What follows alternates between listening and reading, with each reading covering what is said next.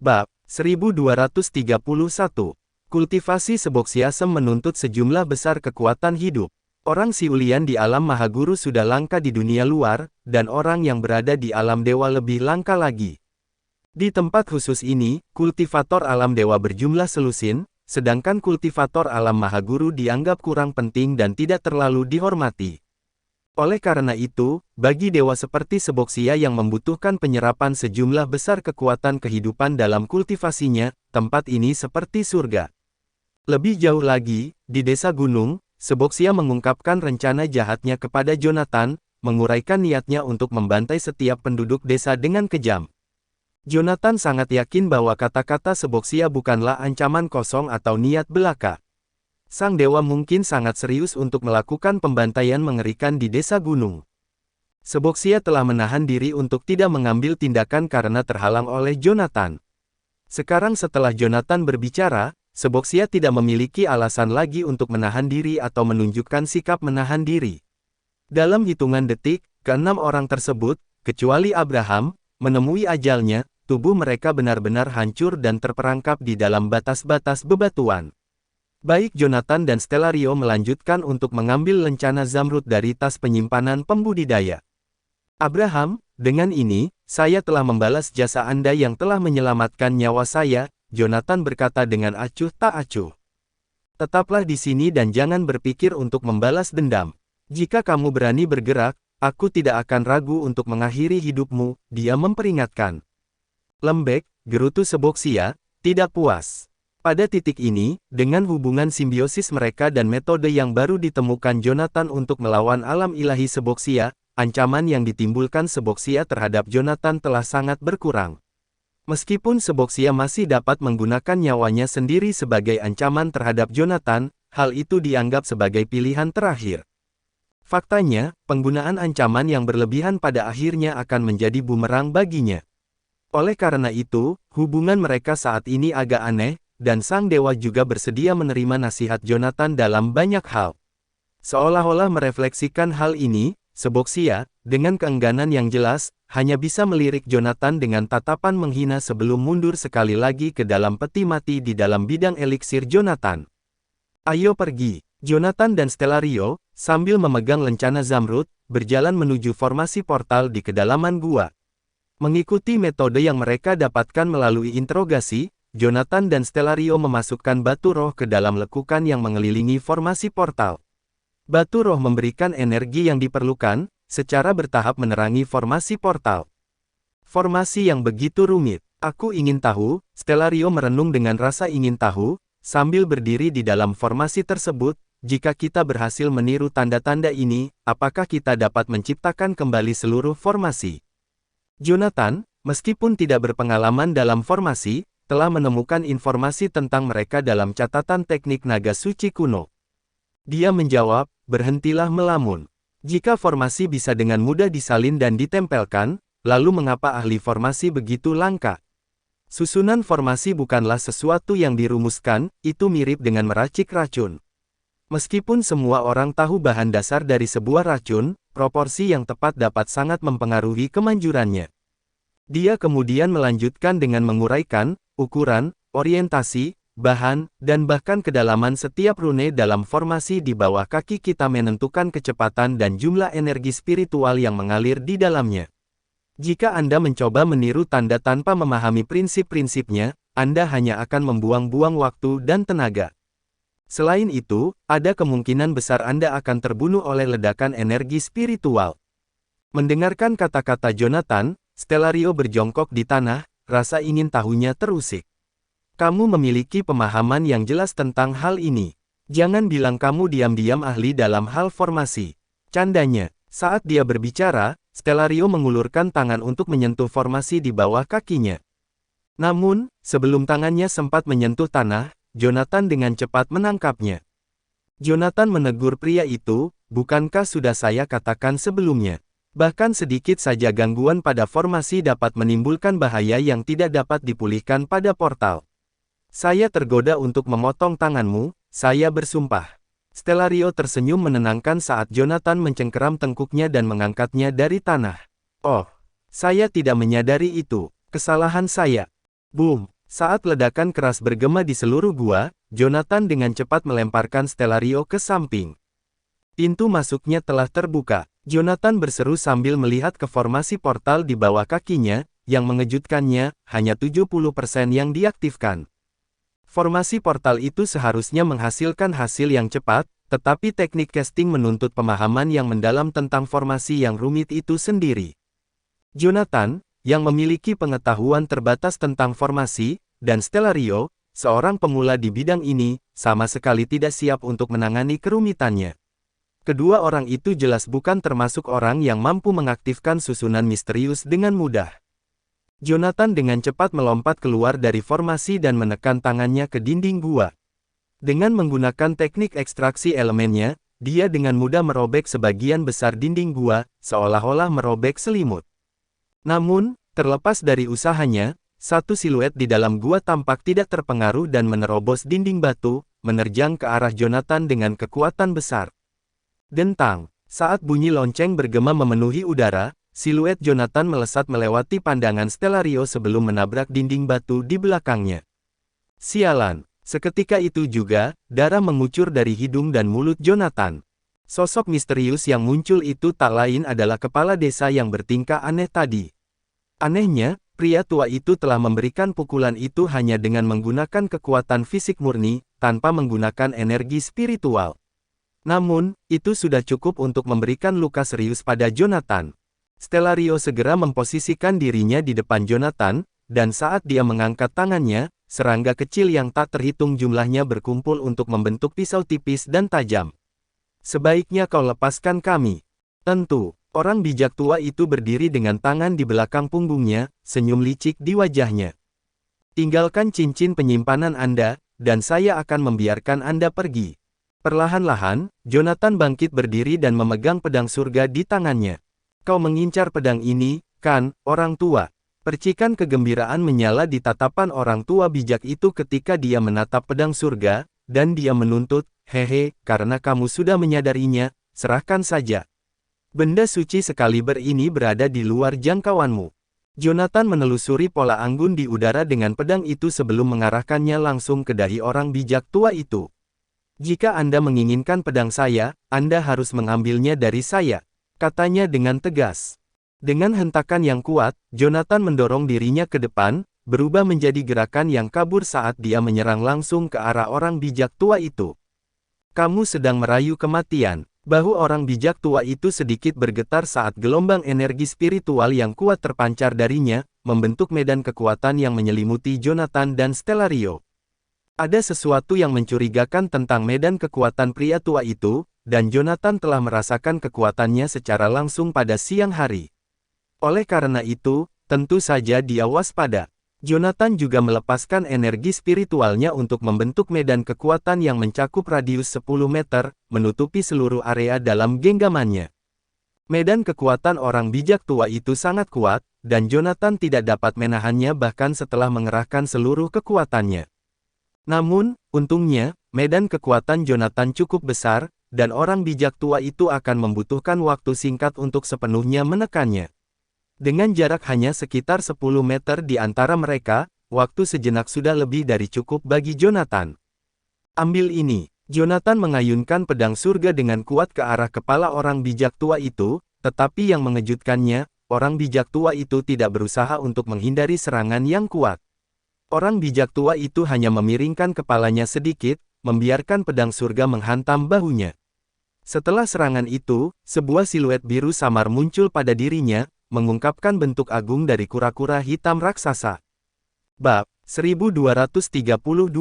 Roar. Raungan keras terdengar segera setelah wujud kura-kura hitam muncul. Sebuah gelombang energi spiritual yang tiba-tiba dan kuat menghantam Jonathan seperti sebuah truk dan membuatnya terbang mundur lagi. Jangan lagi, Stellario berseru sambil memancarkan energi spiritual untuk menghadang Jonathan. Sayangnya, hal itu tidak berhasil karena keduanya terbang mundur dan menabrak lekukan yang dibuat Jonathan sebelumnya. Pedang di tangan Jonathan pun akhirnya jatuh ke tangan pria tua itu. Langkah kaki terdengar dari koridor di belakang mereka. Pria tua itu dengan tenang menarik kembali bentuk kura-kura gelap sebelum penduduk desa muncul di belakangnya. Merilin, yang mengenakan jubah lebar, bertanya, apa yang terjadi di sini? Dia selalu dikucilkan sejak kecil karena penampilannya tidak sesuai dengan standar kecantikan penduduk desa. Karena dia tidak memiliki banyak teman, dia tidak punya pilihan selain fokus pada kultivasinya. Meskipun penduduk desa belum mengubah pendapat mereka tentang penampilannya, dia telah mendapatkan rasa hormat dari semua pria di sana dengan kemampuannya. Akhirnya, dia diizinkan untuk memimpin timnya sendiri. Di antara penduduk desa yang datang, Marilyn adalah satu-satunya yang memenuhi syarat untuk mengajukan pertanyaan kepada orang bijak tua itu. Orang bijak tua itu mengencangkan cengkeramannya pada pedang surga saat dia menatap Jonathan dan Stellario, yang terluka parah dan terbaring di tanah. Mereka berdua mencoba pergi tanpa izin setelah mengetahui rahasia desa kita. Selain itu, mereka juga telah membunuh banyak penduduk desa kami. Kejahatan mereka harus dihukum. Dia kemudian menoleh ke arah Marilyn dan melanjutkan, mereka berdua adalah mata-mata yang berpura-pura menjadi orang luar. Kita harus membunuh mereka untuk berjaga-jaga. Mengerti? Marilyn menjawab dengan anggukan sambil melepaskan jubahnya yang tebal dan mengambil sebilah pedang pendek dari tasnya. Dia berjalan ke arah Jonathan dan Stellario dengan pedang di tangan ketika sebuah suara tenang terdengar dari dalam gua.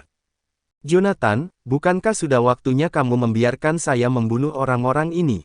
Semua orang di tempat kejadian membeku karena terkejut mendengarnya. Mereka dengan cepat melihat sekeliling tetapi tidak dapat melihat siapapun. Sementara itu, pupil mata orang bijak tua itu menyempit karena terkejut saat dia menatap pedang surga. Salah satu ujung garis hijau yang halus terlihat melayang di atas gagang pedang. Saat orang bijak itu mengalihkan pandangannya ke ujung yang lain, dia melihat bahwa itu berasal dari tangan kanan Jonathan.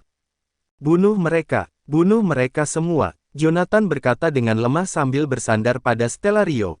Seandainya Stellario tidak menangkapnya di tengah-tengah penerbangan tadi, tulang-tulang Jonathan mungkin akan hancur karena benturan. Bahkan dengan bantuan Stellario, mereka masih mengalami cedera yang cukup parah. Stellario sempat pingsan akibat rasa sakitnya, yang menunjukkan betapa dahsyatnya kekuatan sang bijak. Namun, rasa sakit itu mengaktifkan niat membunuh yang terpendam dalam diri Jonathan. Bagaimanapun juga, seorang pria yang memiliki prinsip of slaughter jelas bukan orang suci. Seboxia muncul di samping Jonathan dengan jubah putih bersihnya. Dengan lambaian tangannya yang lembut, dua berkas kekuatan kehidupan memasuki tubuh Jonathan dan Stellario, menyembuhkan luka mereka sepenuhnya. Sial, apa yang baru saja terjadi? Saya merasa otak saya menjadi lembek. Stellario berseru sambil mengusap-usap kepalanya segera setelah dia sadar. Kata-kata itu baru saja keluar dari mulutnya ketika Jonathan mengulurkan tangan dan menariknya untuk berdiri. Hah, apa yang kita lakukan sekarang? Stellario tampak kebingungan saat menatap sekelompok orang yang muncul entah dari mana di hadapan mereka.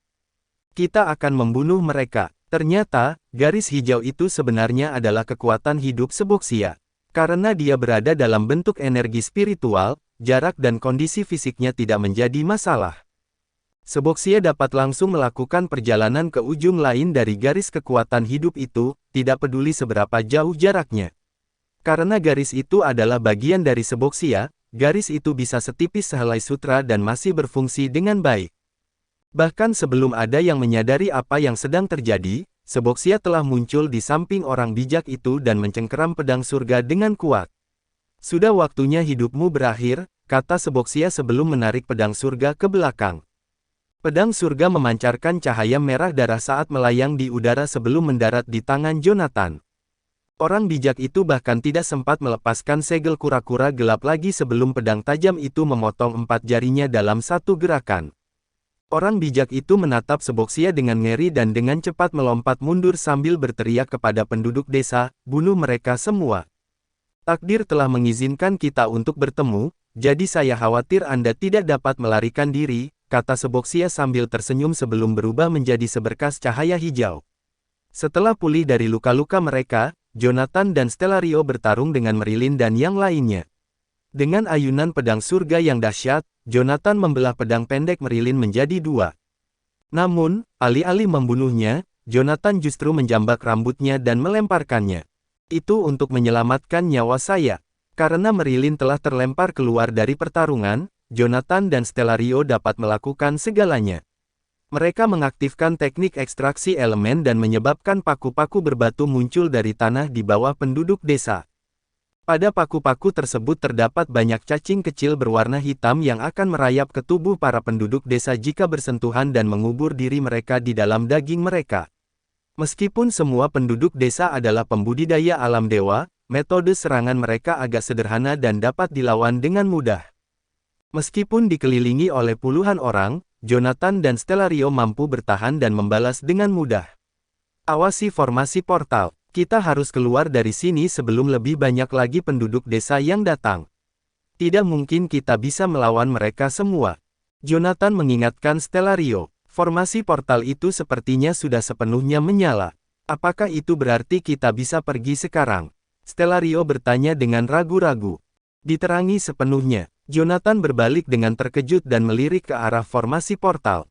Benar saja, formasi portal di dalam gua itu memang sepenuhnya diterangi. Beri kami jalan, Seboxia. Sudah waktunya bagi kita untuk pergi. Jonathan berteriak dengan suara keras sambil menginjak-injak tanah. Sisa energi spiritual yang tersisa di tubuhnya melonjak ke tanah, menyebabkan dua dinding batu terangkat dan mendorong para pembudidaya menjauh. Sama seperti itu, dia dengan paksa menciptakan jalan yang jelas dan lurus melalui kerumunan. Seorang pembudidaya mengarahkan senjatanya ke arah Jonathan dan Stellario, tapi Seboxia berteleportasi ke belakang pembudidaya dan dengan cepat mematahkan lehernya. Tanpa membuang waktu sedetik pun, Seboxia kemudian memasuki tubuh Jonathan saat dia dan Stellario berjalan menuju formasi portal. Jonathan mengaktifkan formasi tersebut dengan gerakan tangan, dan cahaya putih menyelimuti mereka berdua dengan segera.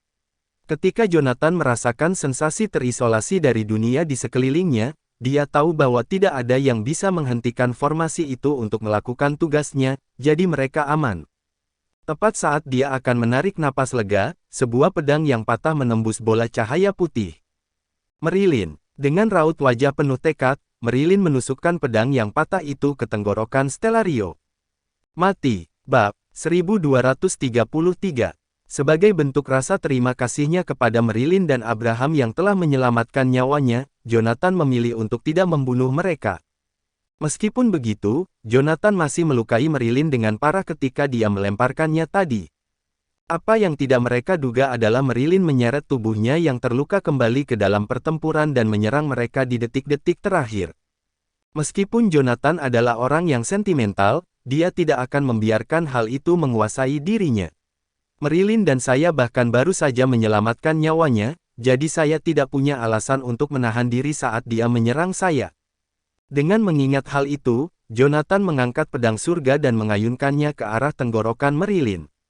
Jangan lakukan itu, Stellario berteriak saat dia berada di antara mereka, memblokir pergelangan tangan Jonathan dengan tangan kirinya, dan meraih pedang Merilin yang patah dengan kuat dengan tangan kanannya. Saat itulah formasi portal diaktifkan sepenuhnya. Segala sesuatu di sekitar Jonathan menjadi kabur, dan dia telah diteleportasi ke tempat yang gelap sebelum dia menyadarinya. Tanda formasi di tanah lenyap saat Stellario menatap apatis ke arah Merilin. Merilin melihat darah menetes dari tangan kanannya dan bertanya dengan suara bergetar, "Mengapa Anda tidak menghindari pedang saya?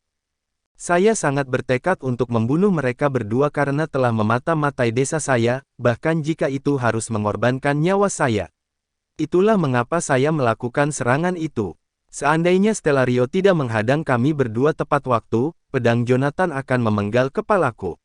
Mengapa pria kurus ini mempertaruhkan nyawanya untuk menyelamatkan nyawa saya? Apa sebenarnya yang sedang dia mainkan?" Merilin selalu diejek dan diolok-olok sejak kecil. Para pria di desa lebih suka memperlakukannya seperti pria daripada melihatnya sebagai seorang gadis. Oleh karena itu, Merilin merasa sedikit canggung ketika berhadapan dengan tatapan serius Stellario. Tanpa sadar ia mengalihkan pandangannya. Stellario perlahan melepaskan pedang Merilin dan melemparkan senyum tipis padanya. Merilin. Dia hendak mengatakan sesuatu, tapi teleportasi itu membuatnya merasa sangat pusing sehingga dia mulai muntah di tempat. Dengan asumsi dia muntah karena jijik karena penampilannya, Merilin dengan cepat menunduk dan menutupi wajahnya dengan tangannya.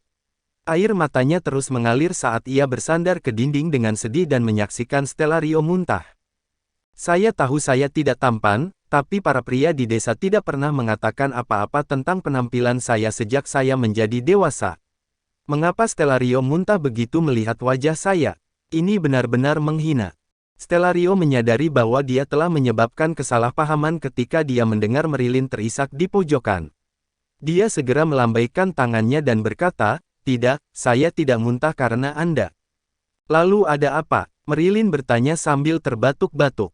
"Itu karena..." Stellario mulai muntah lagi segera setelah melakukan kontak mata dengannya. Merilin menangis lebih keras lagi ketika melihat reaksinya. Stellario membutuhkan waktu sekitar 10 detik untuk berhenti muntah.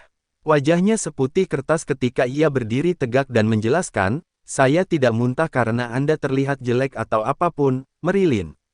Saya muntah karena formasi portal membuat saya pusing. Rasanya seperti menderita mabuk darat. Mabuk kendaraan. Apa itu?" Merilin bertanya, sambil menahan tangis. Stellario menatap Merilin tanpa berkata-kata selama beberapa detik sebelum menyadari bahwa mobil tidak ada di dunianya. Dia kemudian menoleh ke arah Jonathan dan berkata, "Hei, Jonathan. Bisakah Anda membantu saya menjelaskannya?" Jonathan, yang sedang berjongkok di samping tumpukan tulang, menghela napas ketika dia menatap keduanya. "Sekarang bukan waktunya untuk menggoda, kalian berdua. Tidakkah kalian melihat di mana kita sekarang? Di mana kita berada?" Mata Stellario membelalak setelah jeda sejenak, dan ia dengan cepat melihat sekelilingnya. Ada dinding di 3 sisi dan sederetan jeruji besi hitam di satu sisi. Mereka berdiri di atas lantai yang lembab dan berbatu. Ada obor yang tergantung di dinding di luar, dan ada kerangka di depan Jonathan.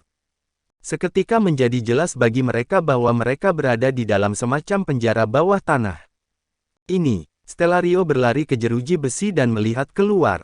Yang dilihatnya hanyalah beberapa sel lain yang mirip dengan sel tempat mereka berada.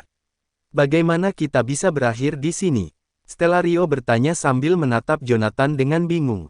"Bagaimana aku bisa tahu? Coba gunakan energi spiritualmu." Jonathan membalas sambil berdiri tegak. Stellario kemudian mengambil pisau hitamnya dari cincin penyimpanan dan menyalurkan energi spiritualnya sambil menebas jeruji besi. Kabut tipis mengepul dari jeruji besi dan mulai menyerap energi spiritual Stellario seperti spons. "Apa-apaan ini? Ada yang aneh dengan jeruji besi ini." Stellario berseru kaget saat dia dengan paksa memotong energi spiritualnya. Jonathan mengulurkan tangan dan menyentuh jeruji besi itu. "Bukan hanya jeruji besi ini saja yang aneh. Dinding-dinding di sekeliling kita dan tanah di bawah kaki kita juga memiliki sifat aneh. Saya akan mencoba menggunakan teknik ekstraksi elemen saya, tetapi energi spiritual saya sepenuhnya terserap saat meninggalkan tubuh saya. Saya juga tidak bisa mengeluarkan energi mental saya dari medan kesadaran saya. Jika tebakanku benar, saat ini kita sedang berada di dalam sebuah formasi yang sangat rumit yang menguras energi spiritual," katanya sambil mengalihkan pandangannya ke arah Merilin. Menyadari cara Jonathan menatapnya, Stellario dengan cepat berada di antara mereka. "Kau menyelamatkannya tadi sebagai tanda terima kasih, dan aku juga melakukan hal yang sama dengan menyelamatkan nyawanya, jadi kita semua sudah berdamai sekarang. Kamu tidak boleh menyakitinya kecuali dia melakukan sesuatu yang membahayakanmu." Jonathan memutar bola matanya saat berjalan melewati Stellario. "Sudah begitu protektif terhadapnya bahkan sebelum kalian berdua mulai berkencan, ya. Aku hanya bisa membayangkan betapa bodohnya kamu jika kalian berdua akhirnya bersama. Jangan khawatir. Aku hanya ingin bertanya padanya apakah dia tahu di mana kita berada." Stellario tertawa kecil ketika melihat bahwa Jonathan tidak bermaksud jahat pada Merilin. "Lucu sekali kau menyebutku Sim padahal seluruh Canaya tahu bahwa kau adalah Sim terbesar di negara ini. Kau meninggalkan pekerjaanmu sebagai Asura dan bersikeras untuk kembali ke Josephine di Taihaven bahkan ketika ibu mertuamu tidak menyukaimu." Jonathan mengabaikan kata-kata kasar Stellario dan berjongkok di samping Merilin sambil berkata, "Tenang, aku tidak akan menyakitimu selama kamu tidak mencoba membunuh kami. Saya hanya ingin tahu di mana kita sekarang." Tidak ingin menakut-nakuti Merilin, Jonathan bahkan memastikan untuk memelankan suaranya dan melembutkan nadanya saat berbicara dengannya. Merilin, yang akhirnya berhenti menangis, melihat sekeliling dan menggelengkan kepalanya. "Saya juga tidak tahu di mana kita berada." Bab 1234. Tatapan Jonathan sangat dingin saat dia menatap mata Marilyn. Sekitar 10 detik kemudian, dia menghela napas tak berdaya dan berkata, "Jika Anda tidak tahu di mana kita berada, kita akan binasa." Dengan itu, Jonathan bangkit berdiri dan mengamati sekelilingnya. Setelah itu, dia mengeluarkan senter militer dari cincin penyimpanannya. Awalnya dia ingin mencari petunjuk di sekeliling mereka, tetapi saat dia menyalakan senter, dia melihat tanda putih di dinding seberang di bawah lapisan lumut. Ada kata-kata di sini. Jonathan berjalan ke arah dinding dengan membawa senter. Saat itu terlalu gelap, dan mereka tidak dapat melepaskan energi spiritual mereka di sana. Oleh karena itu, tidak ada satupun dari mereka yang melihat tanda di dinding. Melihat ada petunjuk, Stellario dengan cepat mendekati dinding itu. Kata-kata itu ditutupi oleh lapisan lumut. Kita harus menyingkirkan lumut itu. Dengan itu, Stellario mengulurkan tangan untuk mengikis lapisan lumut dengan menggunakan pisau, tetapi Jonathan segera menghentikannya dan berkata sambil mengerutkan kening, kata-kata itu tidak terukir dalam di dinding. Jika Anda menggunakan pisau, Anda mungkin akan mengikis kata-katanya juga. Setelah itu, Jonathan meletakkan telapak tangannya di atas lapisan lumut dan menyalurkan energi spiritualnya untuk menghilangkan lumut tersebut. Dalam sekejap, lumut di seluruh dinding rontok sementara energi spiritual dalam tubuh Jonathan terkuras habis. Bahkan, setidaknya sepertiga dari energi spiritualnya habis saat dia melakukan hal itu. Penting untuk dicatat bahwa gerakan sederhana seperti itu biasanya hanya menghabiskan kurang dari 1/1000 energi spiritual Jonathan. Namun, pada saat itu, sepertiga dari energi spiritualnya terkuras habis ketika dia hanya menyingkirkan lumut. Tidak perlu dikatakan lagi, tempat yang mereka tempati sangat aneh. Namun, ia tidak merasa terganggu dengan hal itu, karena tulisan di dinding terlihat jelas setelah lumutnya rontok. Tulisan tangan itu begitu buruk sehingga lebih mirip gambar daripada rangkaian kata-kata. Lebih buruk lagi, kata-kata itu ditulis di dinding batu yang tidak rata, sehingga tampak bengkok dan lebih sulit dipahami. Jonathan dan Stellario mengerutkan kening dalam-dalam dan berjuang keras untuk memahami kata-kata itu.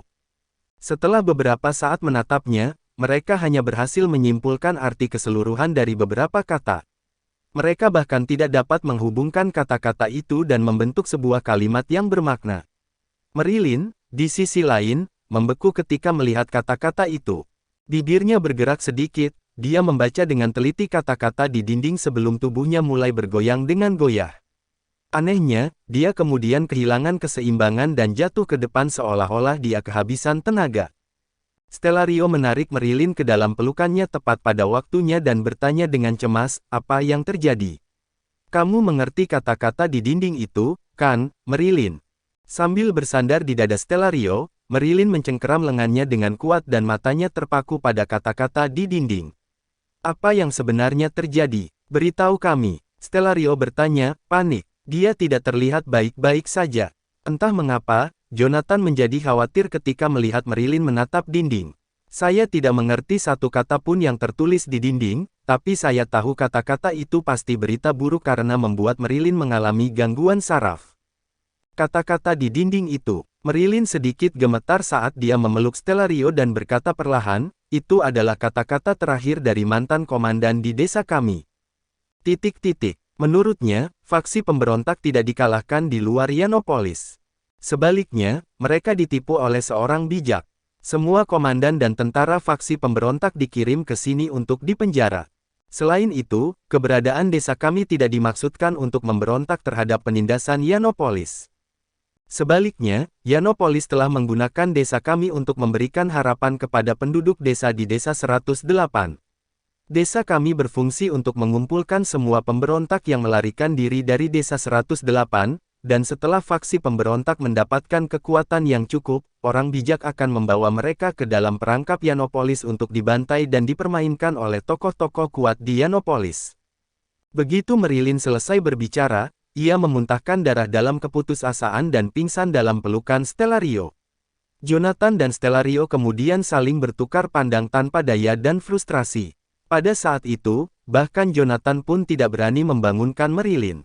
Bagaimanapun, dia sangat percaya bahwa desa tempat dia dibesarkan ditakdirkan untuk menggulingkan Yanopolis suatu hari nanti, tetapi kenyataan yang dingin dan keras dengan kejam menghancurkan semua keyakinannya. Desa yang telah ada selama ratusan tahun hanyalah kebohongan besar, dan bahkan orang bijak yang mereka kagumi tidak lain adalah seekor anjing peliharaan yang dibesarkan oleh Yianopolis. Semua yang diperjuangkan Marilyn sepanjang hidupnya baru saja hancur di depan matanya. Oleh karena itu, wajar saja jika ia mengalami kesulitan untuk menerimanya. Setelah meletakkan Marilyn di tanah, Stellario mengertakkan gigi dan berkata kepada Jonathan, "Sial. Saya tahu bahwa orang tua itu adalah seorang bajingan. Dia bahkan memiliki tempurung kura-kura di tubuhnya. Seharusnya aku membunuhnya. Pertama-tama, itu adalah bentuk kura-kura gelap, bukan tempurung kura-kura. Kedua, jika kita mengambil risiko dan menunggu Seboxia membunuh orang tua itu, kita pasti sudah mati di dalam gua." Jonathan menatap Stellario.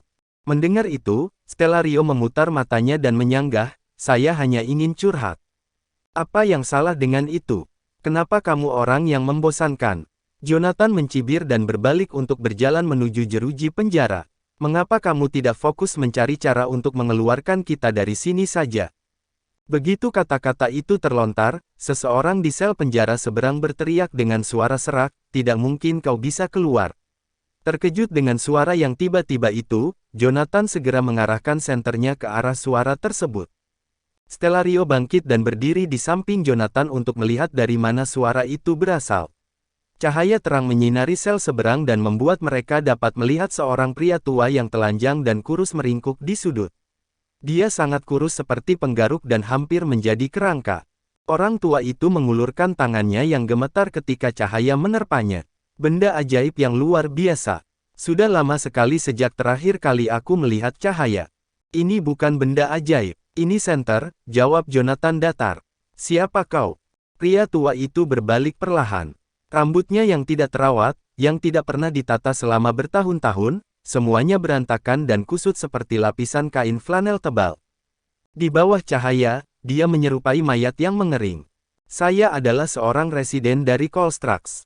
Saya dipenjara karena menyelidiki Yianopolis," jawab pria tua itu. "Colstrax." Stellario menoleh dan menatap Jonathan. Jonathan kemudian dengan cepat mengambil peta dan mencari tempat yang disebutkan orang tua itu. "Ada di sini." Jonathan menunjuk ke bagian tengah peta. Colstrax adalah sebuah desa yang bertetangga dengan kota luar Yianopolis. Ini adalah desa yang sangat besar. Seluruh sisi selatan desa ini adalah salah satu tempat paling makmur di daerah ini.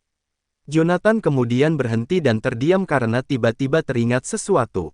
"Apakah Anda mengatakan bahwa Anda tertangkap karena Anda sedang menyelidiki Yianopolis? Apa maksudmu saat ini kita sedang berada di Yianopolis?" Jonathan tiba-tiba mengangkat kepalanya untuk melihat ke arah pria tua itu. Bab 1235. Stellario tertegun ketika mendengarnya. "Saya belum pernah ke desa 108, tapi John bercerita banyak tentang Yianopolis selama perjalanan kami. Yianopolis adalah tanah misterius yang dipenuhi oleh para pembudidaya alam dewa. Jika kita berada di Yianopolis, kita akan mati." Detik berikutnya, kultivator di sel penjara seberang tiba-tiba tertawa terbahak-bahak, membuat Jonathan dan Stellario terperangah. "Yianopolis. Jika kita berada di Yianopolis, saya akan lebih dari bersedia untuk mati di sini. Sayangnya, saya sudah mencoba semua yang saya bisa dan hanya berakhir di kota luar Yianopolis." "Yianopolis. Kita sekarang berada di penjara bawah tanah di kota luar Yianopolis. Namun, Anda benar tentang sesuatu. Kita terjebak dalam sebuah formasi, yang merupakan fondasi kota luar Yianopolis. Ada dua cara untuk keluar dari tempat ini. Pertama, Anda dapat menemukan fondasi formasi dan mengendalikannya. Kedua, kalian bisa mencoba menghancurkan formasi ini dan menghancurkannya." "Haha." Pria tua itu mulai tertawa seperti orang gila. Melihat hal itu, Stellario menyenggol Jonathan dan berkomentar, "John, apakah dia orang gila?" "Dia bukan orang gila, dia hanya putus asa." Jonathan menghela napas tanpa daya dan berkata, "Tidak ada satu pun cara yang dia sebutkan yang bisa diterapkan. Kedua pilihan itu mengharuskan kita untuk melawan seluruh kota luar. Jika kita tidak memiliki seseorang yang cukup kuat untuk menggulingkan kota luar di pihak kita, tidak mungkin kita bisa keluar dari sini." "Seluruh kota luar?" Stellario menganga pada kultivator di sel penjara seberang dengan tidak percaya. Apa-apaan ini? Apa kau bilang kita akan mati di sini? Apakah kita tidak punya harapan untuk melarikan diri? Ekspresi Stellario berubah masam saat dia menoleh untuk melihat tulang belulang di dekatnya. Saya telah membawa beban yang begitu berat sejak saya meninggalkan keluarga Mallory. Aku tidak bisa mati di sini. Bahkan jika aku harus mati, aku lebih suka mati dalam pertempuran. Aku tidak bisa mati sia-sia. Itu akan mengerikan. Saat itu, Jonathan menyorotkan cahaya ke sel penjara di seberang mereka dan bertanya, "Kamu tidak sendirian di dalam sel penjara yang besar itu, bukan?" Sang kultivator bersandar di dinding dengan lemah, kehabisan tenaga. Percakapan yang dia lakukan dengan Jonathan sebelumnya tampaknya telah menguras energinya. Tidak ada gunanya menceritakan semua itu. Menghela napas, pria tua itu terdiam dan memejamkan matanya. "Hei, kau bajingan tua. Sialan." Stellario meraung dengan marah. Jika bukan karena jeruji penjara yang menghalangi jalannya, dia mungkin akan bergegas menuju sel penjara yang berlawanan untuk menghajar kultivator itu. Jonathan kemudian menghentikan Stellario dan mengeluarkan sebungkus sup daging sapi instan yang dapat dipanaskan sendiri dari tempat penyimpanannya. "Stellario, kamu tidak bisa menyelesaikan semuanya dengan kekerasan. Ayo kita makan." Setelah itu, Jonathan dengan cepat menyiapkan sup daging sapi instan dengan menambahkan sebotol air ke dalamnya. Meskipun sejumlah besar energi spiritual akan terkuras setiap kali dia mengeluarkan sesuatu dari cincin penyimpanannya, dia tahu itu akan sepadan. Rebusan daging sapi siap setelah beberapa menit, dan aroma lezat segera memenuhi seluruh penjara bawah tanah. Sambil berjongkok di tanah, Stellario mengambil garpu dan hendak menyantapnya. "Oh, saya sudah lama ingin makan sup daging sapi," katanya sambil tertawa kecil. Namun, Jonathan menggelengkan kepalanya dan menghentikan Stellario. "Stellario, lihat ke sana." Stellario mengikuti arah pandangan Jonathan dan berbalik ke arah sel penjara yang berlawanan untuk melihat bahwa petani kurus itu sudah merangkak menuju jeruji penjara. Merosot ke jeruji besi, dia menatap dengan penuh kerinduan ke arah rebusan daging sapi. Stellario tersadar, dan dia langsung tertawa kecil. "Sup daging sapi ini adalah makanan lezat di tempat asal kami. Sayuran dan potongan daging sapi meleleh di mulut Anda dan rasanya luar biasa. Pak Tua, Anda tidak tahu sudah berapa lama saya ingin makan ini." Dengan semur daging sapi di tangannya, Stellario perlahan berjalan menuju jeruji penjara. Sel penjara di seberang mereka berjarak setidaknya 5 meter, tetapi aroma semur daging sapi yang kuat dan menggoda masih tercium di lubang hidungnya. Stellario mengambil sepotong daging sapi dan perlahan-lahan memindahkannya ke mulutnya. Tepat sebelum ia memasukkan daging sapi itu ke dalam mulutnya, ia sengaja menjatuhkannya ke tanah. "Oh, tidak, sayang sekali, tidak apa-apa, saya masih punya banyak." Dengan itu, Stellario mengambil sepotong daging sapi lagi sebelum menjatuhkannya lagi ke tanah. Sang pembudidaya tidak tahan dengan tindakan Stellario dan akhirnya menyerah. "Jangan lakukan itu. Aku akan memberitahumu apapun yang ingin kau ketahui. Biarkan aku makan sup daging sapi. Kamu yang menyebabkan ini terjadi pada dirimu sendiri." Stellario mencibir, "Kau harus menjawab semua pertanyaan kami. Jika jawabanmu memuaskan, kami akan memberikan sup daging sapi dan sesuatu yang lain. Namun, jika kami tidak puas dengan jawabanmu, kamu harus melihat kami makan." Stellario meletakkan sup daging sapi itu di tanah dan mengangguk sedikit ke arah Jonathan. Jonathan ingin menggunakan rebusan daging sapi untuk memancing pembudidaya agar memberitahu mereka apa yang dia ketahui, tapi dia tidak menyangka Stellario akhirnya mendapatkan kendali penuh atas pembudidaya. Hal ini cukup mengejutkan. Jonathan mendapati jantungnya berdebar-debar saat dia melihat kultivator itu.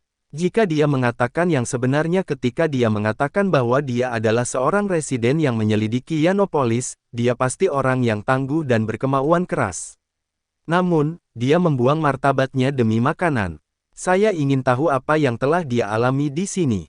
Pada saat itu, Jonathan memiliki banyak pertanyaan di benaknya, tetapi setelah beberapa saat merenung, dia masih memilih untuk mengajukan pertanyaan yang paling penting kepada kultivator. "Anda pasti tahu jalan keluar dari sini. Saya ingin Anda memberi saya jawaban sedetail mungkin," pinta Jonathan. Sebagai jawaban, kultivator itu menatap Jonathan, menyandarkan kepalanya di jeruji penjara, dan menelan ludah. Kami berada di penjara bawah tanah di bagian selatan kota luar Yanopolis. Disinilah para pembudidaya yang memberontak di penjara. Menurut protokol di sini, tidak ada yang akan menghibur Anda jika Anda baru saja tiba. Mereka akan memenjarakan Anda selama 3 bulan dan menunggu Anda menghabiskan semua pil revitalisasi dan ramuan ajaib di dalam tas penyimpanan Anda. Setelah Anda mengosongkan tas penyimpanan Anda, seseorang akan datang untuk menyita semua yang kau miliki. Anda hanya punya satu pilihan jika ingin keluar dari sini sebelum kehabisan energi spiritual. Ketika penjaga datang untuk mengirimkan makanan, Anda bisa meminta untuk mengikuti kompetisi pertarungan. Jika kamu menang 30 ronde berturut-turut di kota luar, kamu akan bebas meninggalkan penjara bawah tanah yang mengerikan ini untuk selamanya. Itulah satu-satunya cara. Bab 1236. Ada arena pertarungan di sini. Stellario menatap kultivator di hadapannya dengan bingung. Berdasarkan tata letak dunia kecil yang Jonathan bayangkan di benaknya, Yanopolis berfungsi seperti ibu kota, dan kota luar seperti kamp garnisun. Penduduk kota luar terdiri dari para prajurit yang dikenal sebagai utusan Yanopolis. Jonathan mengira tempat itu seharusnya hanya sebuah benteng yang tidak menarik dan bertekanan tinggi. Tak disangka, sebuah arena pertarungan ada di sana. Selanjutnya, sang pembudidaya mengabaikan Jonathan dan Stellario dan hanya menatap tajam ke arah rebusan daging sapi di lantai dalam keheningan. Mengambil sikap kultivator itu, Jonathan mengangguk sedikit ke arah Stellario. Stellario menggunakan energi spiritualnya untuk memanggil beberapa serangga dari ujung jarinya. Serangga-serangga itu membawa rebusan daging sapi dan merangkak ke sisi yang berlawanan. Pembudidaya itu mengulurkan tangannya yang layu untuk mengambil sup daging sapi dan mulai melahap makanan tersebut, tanpa menghiraukan betapa panasnya sup itu. Melihat cara petani itu melahap sup daging sapi, Jonathan dan Stellario merasa kasihan.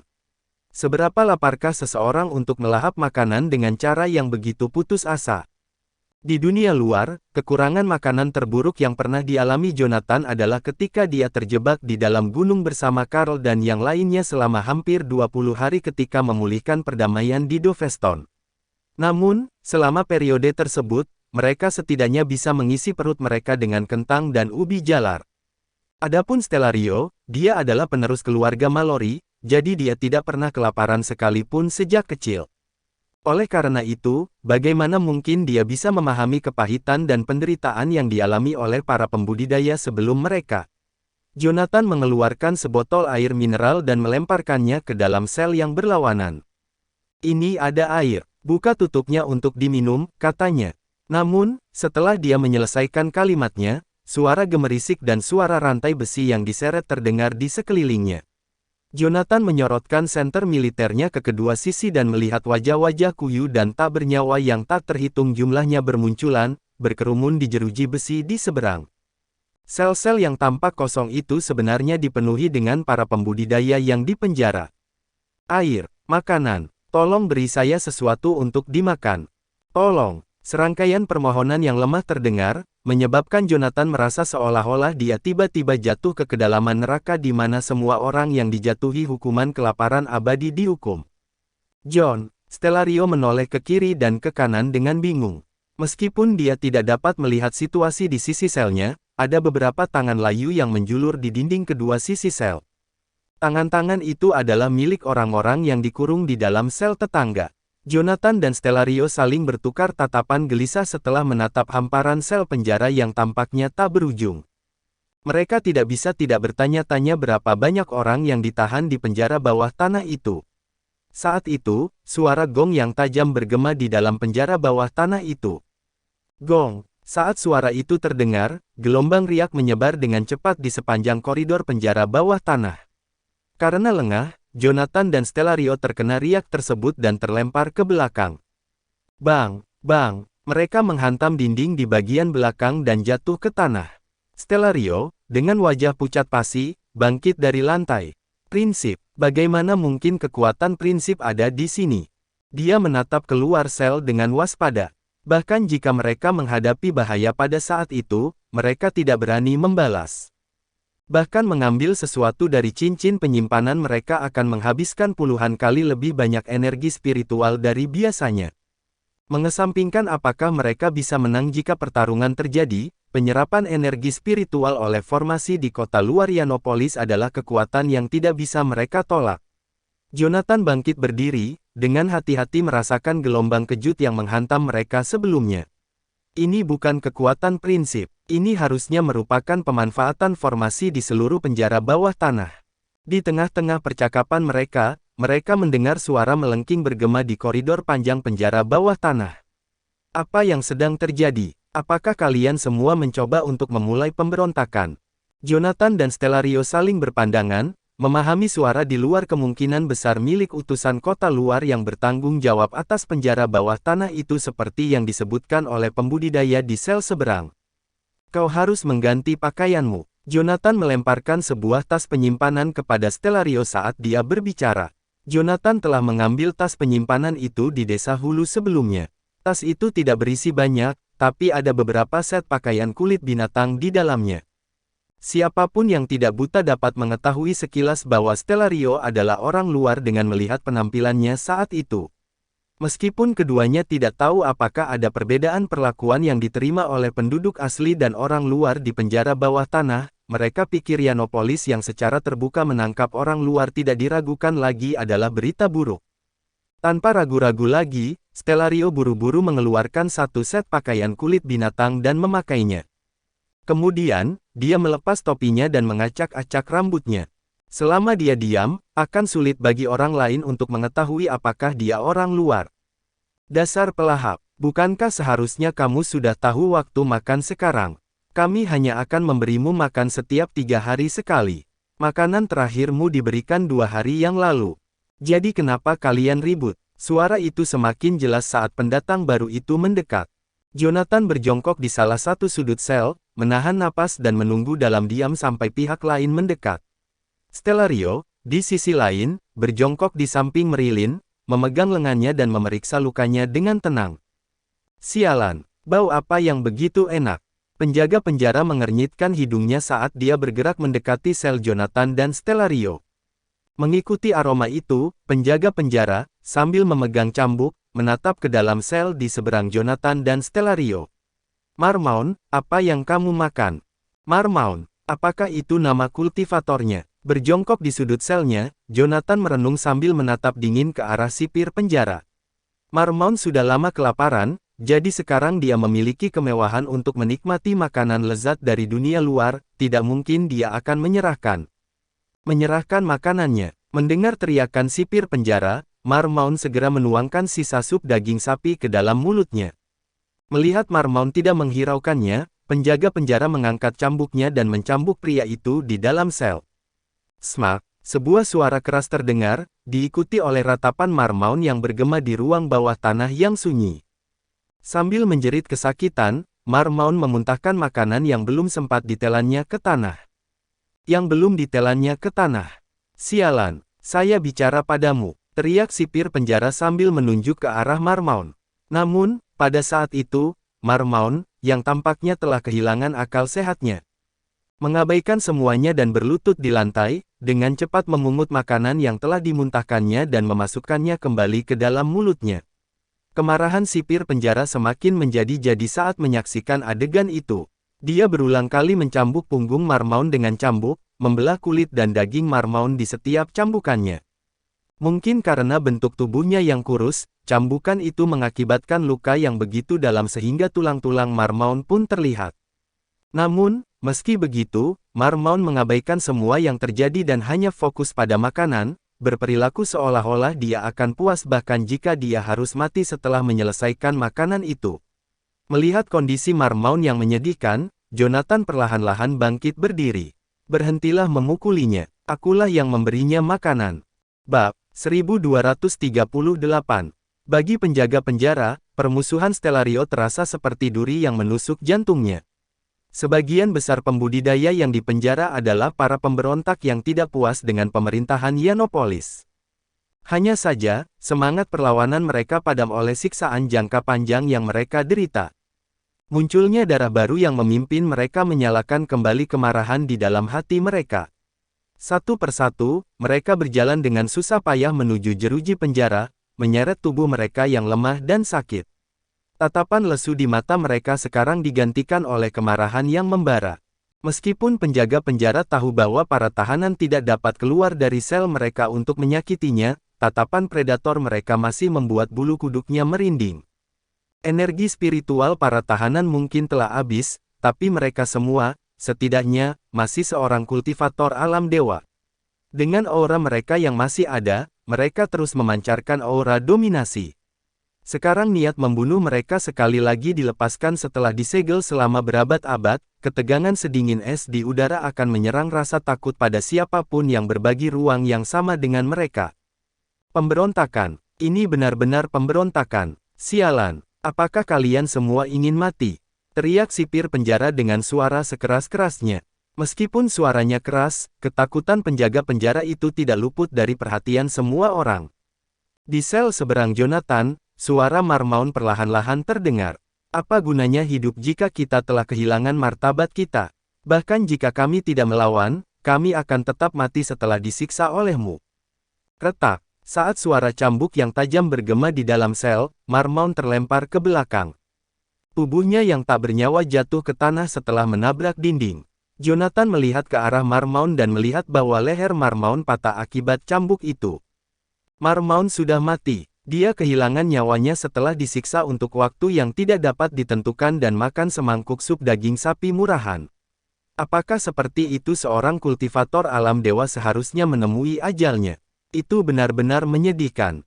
Saat suara cambuk terdengar terus-menerus, mayat Marmaun dicambuk menjadi bubur, seolah-olah itu adalah boneka kain yang robek. Pada saat yang sama, suara itu semakin meningkatkan ketegangan di dalam penjara. Konsentrasi niat membunuh dari para tahanan yang tak terhitung jumlahnya mungkin tidak terlihat oleh orang biasa, tetapi penjaga penjara begitu tertekan olehnya sehingga ia merasa sulit untuk mengayunkan cambuknya. Dia kemudian menelan ludah sambil berbalik menghadap Jonathan dan Stellario. Karena Anda telah membangkitkan keinginan mereka untuk memberontak, Anda akan bertanggung jawab untuk mengakhirinya. Dengan membunuh kalian berdua, aku akan memadamkan harapan apapun yang mereka simpan. Bro, saat suara keras itu terdengar, cambuk itu terhenti dan terjerat oleh seberkas cahaya hijau di depan Jonathan. Meskipun formasi kota luar Yanopolis dapat menekan semua energi spiritual, kekuatan hidup Seboxia berada satu tingkat di atas energi spiritual dan sama sekali tidak terpengaruh oleh formasi tersebut. Seboxia perlu mengumpulkan energi spiritual jika dia ingin terwujud, tapi tidak ada yang bisa menghentikannya untuk melepaskan kekuatan hidupnya melalui tubuh Jonathan. Bagaimana ini mungkin? Penjaga penjara menganga pada Jonathan. Kemarilah. Jonathan menggonggong sambil mengulurkan tangan untuk meraih cambuk dan menarik penjaga yang terkejut itu ke jeruji penjara. Sebelum penjaga itu bereaksi, Stellario sudah mencengkeram kerah bajunya. Puff. Dia meludahkan seteguk darah ke dalam mulut sang penjaga. Itu lebih dari sekadar tindakan menjijikkan. Stellario, sebagai spesialis parasit, baru saja menyuntik tubuh penjaga itu dengan parasit yang telah ia kembangkan di dalam tubuhnya. Ketika penjaga itu membuka mulutnya untuk berteriak, Stellario menamparkan mulut penjaga itu dan menyalurkan energi spiritual dari telapak tangannya. Penjaga itu mencengkeram tenggorokannya dan menatap Stellario dengan ngeri saat gelombang energi spiritual disalurkan ke dalam mulutnya. Berapa banyak energi spiritual yang telah Anda hilangkan? Jonathan bertanya kepada Stellario dengan nada acuh tak acuh. Setidaknya 30%. Stellario menatap penjaga yang telah jatuh ke tanah. Tempat ini menyerap energi spiritual kita dengan sangat cepat. Menggunakan sedikit saja akan membuatnya menguras banyak energi dari kita. Kita mungkin akan menjadi gila di sini dalam 3 hari, apalagi 3 bulan. Saat itu, penjaga telah melepaskan cambuknya. Sambil bersandar pada jeruji penjara, dia menatap kedua pria itu dengan ngeri. Setelah bekerja di sana selama lebih dari 10 tahun, ini adalah pertama kalinya senjatanya dirampas darinya. Selain itu, darah yang diludahkan Stellario ke dalam mulutnya telah didorong ke dalam perutnya oleh energi spiritual sang mantan. Dengan menggunakan penglihatan batinnya, penjaga itu dapat mengamati di dalam darahnya, telur-telur parasit kecil yang hampir tidak terlihat. Terlebih lagi, telur-telur itu, dengan bantuan semburan energi spiritual tadi, telah menjadi aktif. Muntah. Berlutut di tanah, sang penjaga mulai menggunakan energi spiritualnya untuk membuat mereka muntah. Sayangnya, Stellario mulai membunyikan lonceng yang dia pegang di tangannya. Sudah terlambat. Cincin cincin cincin cincin. Suara bel yang tajam bergema di ruang bawah tanah yang gelap. Ketika penjaga itu memuntahkan seteguk darah, dia bisa melihat lebih dari 10 kumbang bulat seukuran biji gandum berenang di dalamnya. Dengan tangan terkepal, penjaga itu meringis kesakitan saat dia menatap Jonathan yang tergeletak di tanah. "John, apakah Anda ingin membiarkannya tetap hidup?" Stellario bertanya setelah ia berhenti membunyikan bel. "Bunuh dia. Orang lain akan datang ke sini." Dengan itu, Stellario tidak menunjukkan belas kasihan dengan membunyikan loncengnya dengan keras lagi. Saat penjaga itu menatap Stellario dengan mata membelalak, dia berusaha memohon belas kasihan, tetapi yang keluar dari mulutnya hanyalah segerombolan kumbang yang tak ada habisnya. Dengan itu, Jonathan dan Stellario menyaksikan penjaga penjara itu dilahap oleh kumbang-kumbang itu dan menjadi tulang belulang. Kumbang-kumbang yang menakutkan itu begitu ganas sehingga mereka bahkan menghisap darah yang ada di lantai. Jonathan kemudian memberikan tatapan yang rumit kepada Stellario. Metode budidaya keluarga Mallory seharusnya tidak ada. Untuk kultivator biasa, membunuh kultivator lain dengan kemampuan yang setara membutuhkan sejumlah usaha. Tapi yang Anda butuhkan hanyalah beberapa parasit untuk mencapai hasil yang sama. Saya akhirnya mengerti mengapa makhluk ilahi mengasingkan kalian semua ke Gunung Centum di Yorkland 1000 tahun yang lalu. Sialan, Stellario mendengus. Apa maksudmu dengan kami diasingkan? Nenek moyang keluarga Mallory memutuskan untuk tinggal di Gunung Centum karena itu adalah tempat yang baik untuk memelihara parasit, oke. Selain itu, kami adalah keturunan penyihir kuno. Apa menurutmu semudah itu memusnahkan kami? Sementara mereka berdua berbicara, kumbang-kumbang di tanah berhenti bergerak. Kumbang-kumbang ini hanya mengandalkan energi spiritual dan konsumsi daging dan darah untuk menopang hidup mereka. Sekarang mereka telah menghabiskan semua yang tersedia dan kehilangan sumber makanan mereka, kematian secara alami mendatangi mereka. Apa yang akan kita lakukan selanjutnya? Stellario bertanya dengan alis berkerut. Sementara itu, Jonathan duduk bermeditasi dengan menyilangkan kakinya. Kita akan menunggu. Kita akan menunggu mereka mengetahui bahwa penjaga itu telah mati dan mengizinkan kita untuk berpartisipasi dalam pertarungan. Bab 1239. Pencurian gong penenang jiwa dan cambuk ilahi adalah masalah yang sangat serius. Kejadian seperti ini belum pernah terjadi sebelumnya sejak berdirinya penjara di kota luar Yanopolis. Malam itu juga, tim kultivator yang mengenakan baju besi tiba di sel penjara. Penjara bawah tanah di kota luar Yanopolis tidak pernah seramai ini. Ada utusan yang berjaga di luar setiap sel penjara. Obor yang berkedip-kedip menerangi sel-sel yang gelap dan suram. Di antara para penggarap berotot, seorang pria muda jangkung yang mengenakan jubah longgar melangkah keluar. Di dunia yang mengidolakan pria berotot, pria ramping ini biasanya akan dikucilkan. Namun, para pembudidaya di sekitarnya menganggapnya dengan hormat dan kagum. Jelas, dia adalah pemimpin mereka. Pria itu dengan kikuk berjalan menuju sisa-sisa penjaga penjara. Setelah melirik ke arah mayat-mayat serangga yang berserakan di tanah, dia mulai menenggak sebotol anggur. Jonathan mengerutkan kening. Dia pernah melihat orang-orang seperti ini di dunia luar. Dari sudut pandang orang luar, pria itu tampak tidak lebih dari seorang pecandu alkohol. Terlepas dari penampilannya yang acak-acakan dan ketergantungannya pada alkohol, dia memiliki kehadiran yang memerintah yang dapat mengendalikan para pembudidaya lapis baja di kota luar. Rasa hormat dan kehati-hatian yang ditunjukkan oleh para pembudidaya di sekitarnya menegaskan reputasinya sebagai individu yang tidak berperasaan dan tegas. Setelah menghabiskan alkohol, pria itu mengguncang botol kosong dan bersendawa puas. Penjaga penjara dimakan oleh serangga, jadi pelakunya pasti keturunan ras penyihir. Siapa yang melakukan ini?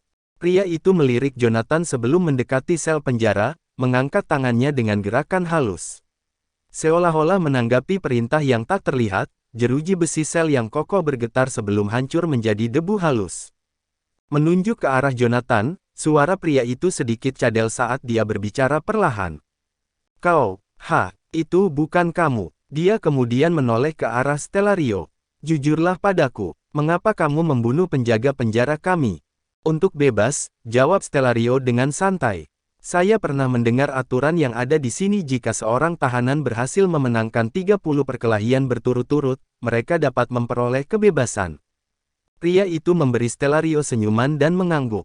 Ya, memang ada aturan seperti itu. Namun, saya masih tidak mengerti mengapa Anda membunuh penjaga saya.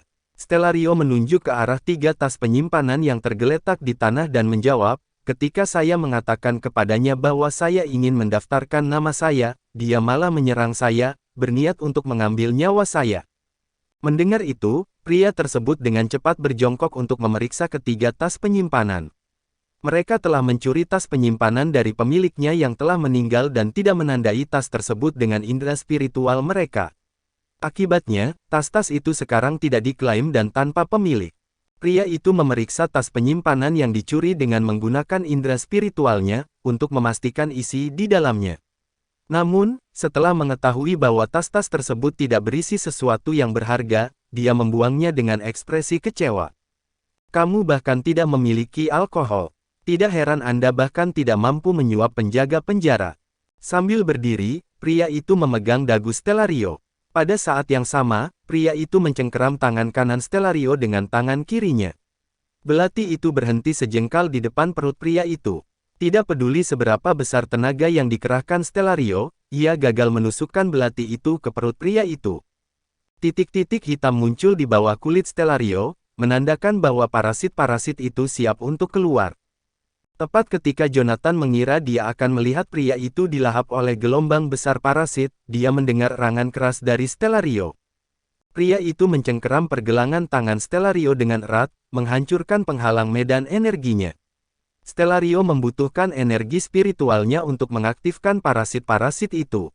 Dengan terhalangnya medan energi, parasit-parasit dalam tubuh Stellario menghentikan proses penetasan mereka, tidak dapat mengakses energi spiritual yang diperlukan. Hal yang paling mengerikan adalah, Stellario menggunakan tubuhnya untuk memberi makan parasit. Dia mengandalkan energi spiritualnya untuk mengisolasi dan menekan mereka, tetapi dengan medan energinya yang tersegel, dia tidak dapat mempertahankan kendali. Jika segel itu tetap terbuka terlalu lama, telur-telur parasit akan menjadi aktif dan mulai memakannya. Stellario selalu tahu bahwa akan tiba saatnya dia akan menyerah pada serangan balik yang menghancurkan dari parasit yang dia pelihara dengan sukarela di dalam tubuhnya sendiri.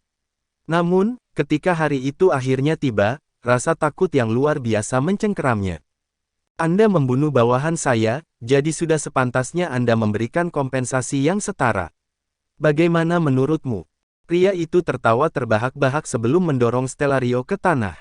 Terbebas dari penindasan, Stellario akhirnya mendapatkan kembali kendali atas energi spiritualnya. Tanpa membuang waktu, Stellario dengan cepat mengambil posisi bersila di tanah, menyalurkan energi spiritualnya untuk menangani parasit-parasit yang menetas di dalam tubuhnya. Satu persatu, parasit-parasit kecil berwarna hitam, tidak lebih besar dari biji-bijian, merangkak keluar dari tubuh Stellario, jumlah mereka sepertinya tidak terbatas. Parasit-parasit yang telah menetas tadi akan memakan sari darahnya, dan menjadi ancaman besar bagi kesehatannya jika tidak dikeluarkan dari tubuhnya. Pria itu tampak geli saat menatap Stellario yang tampak kebingungan. Berbau alkohol, dia melangkah lebih dekat ke arah Jonathan dan berkata dengan suara pelan, "Saya sadar bahwa Anda berasal dari dunia luar, tapi itu tidak terlalu penting bagi saya. Jika Anda tunduk pada saya dan menjadi pelayan setia saya mungkin akan mempertimbangkan untuk mengampuni nyawa Anda." Pada saat itu, Seboxia perlahan-lahan muncul di medan kesadaran Jonathan. "Jonathan, berhati-hatilah dengan pria ini. Saat dia beraksi tadi, aku tidak bisa mendeteksi energi spiritual atau bentuk energi lainnya. Bahkan, aku tidak merasakan apapun dalam dirinya yang bisa menahan pembentukan penjara. Hanya ada dua kemungkinan. Pertama, dia memiliki kemampuan yang memungkinkan dia untuk melampaui aturan. Kedua, sebelum Seboxia bisa menyelesaikannya, indera spiritual Jonathan muncul di sampingnya.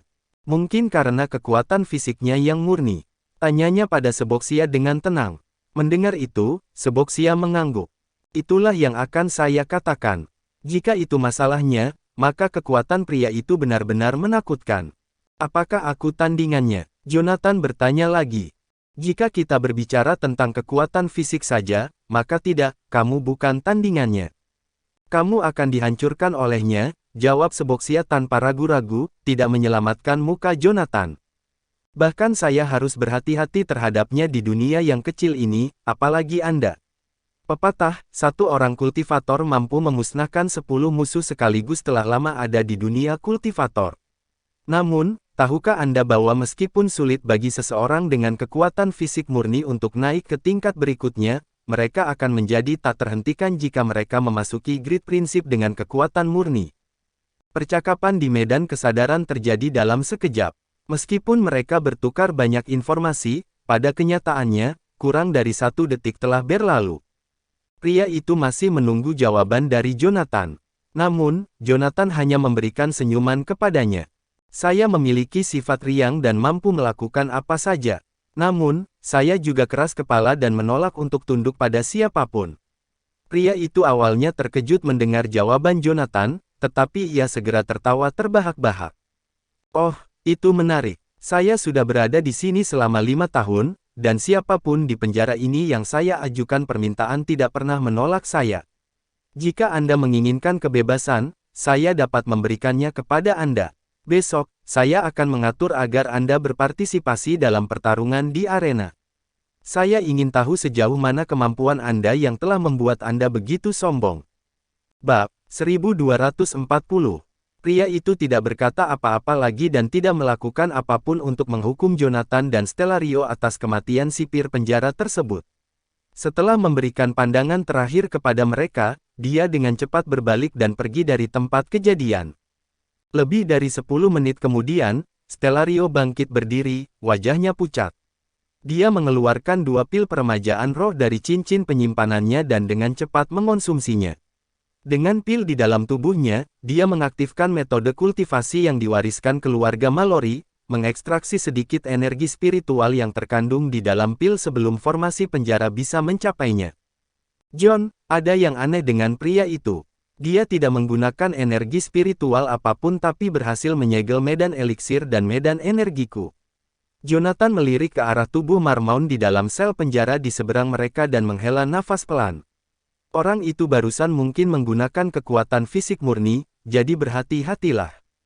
Kekuatan fisik murni. Ekspresi Stellario menegang sebentar sebelum dia menggelengkan kepalanya. Jangan bercanda. Jika dia bisa menekanku hanya dengan menggunakan kekuatan fisiknya, kenapa dia tidak membunuh kita lebih awal? Kenapa dia harus membunuh kita? Jonathan mengerutkan alisnya, memusatkan pandangannya pada Stellario. Stellario melirik sekilas ke arah tulang belulang yang berserakan di luar sel penjara. Hei, apa kau sudah lupa? Kita baru saja membunuh salah satu penjaga penjara di sini. Ya, kami memang membunuh seorang sipir penjara. Jonathan masih terdengar bingung. Meski begitu, mengapa dia membunuh kita hanya karena kematian seorang penjaga penjara? Stellario melongo ke arah Jonathan dengan tidak percaya. Bukankah itu alasan yang cukup? Kita membunuh bawahannya. Apa yang kau maksudkan adalah utusan kota luar? Jonathan menjawab dengan tenang. Apa kau lupa bagaimana mereka bisa muncul? Stellario menatap Jonathan, jelas tercengang. Sebelumnya, Jonathan telah membagikan semua informasi kepadanya, termasuk rincian tentang para utusan di Yanopolis. Para utusan ini sebenarnya dipilih dari penduduk desa 108. Mereka diberi kesempatan untuk maju ke alam dewa. Setelah itu, para pembudidaya dari wilayah selatan dan wilayah utara akan bertukar tempat di kota luar Yanopolis. Itu berarti bahwa setiap penduduk desa di dunia kecil bisa menjadi utusan Yanopolis jika mereka cukup beruntung. Apakah kamu mengerti sekarang? Jonathan bertanya pada Stellario, yang tampak bingung.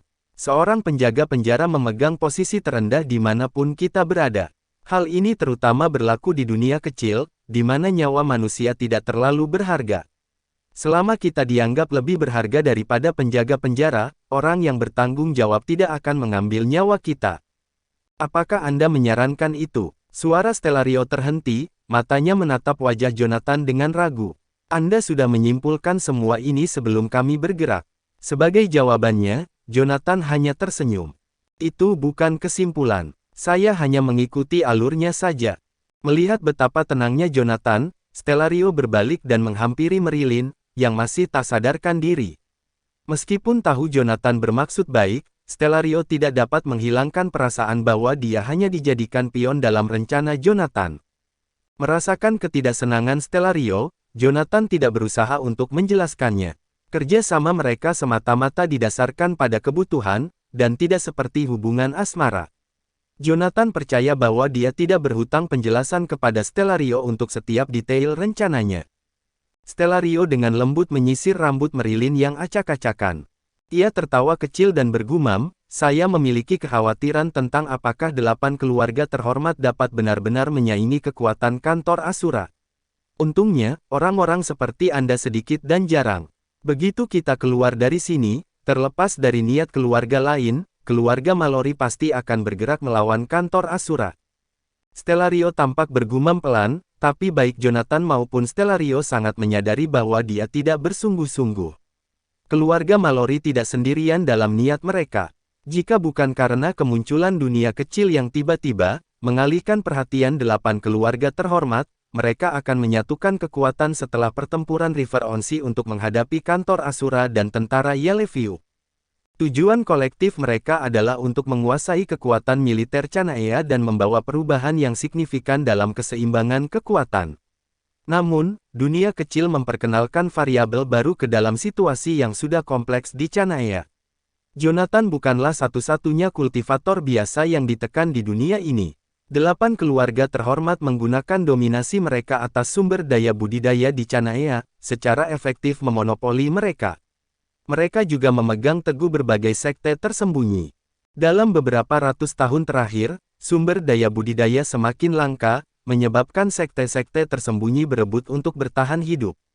Sekte-sekte tersembunyi, yang dulunya memiliki warisan abadi yang dapat menyaingi kekuatan 8 keluarga terhormat ribuan tahun yang lalu, terpaksa tunduk pada kontrol keluarga karena metode non-konfrontatif mereka.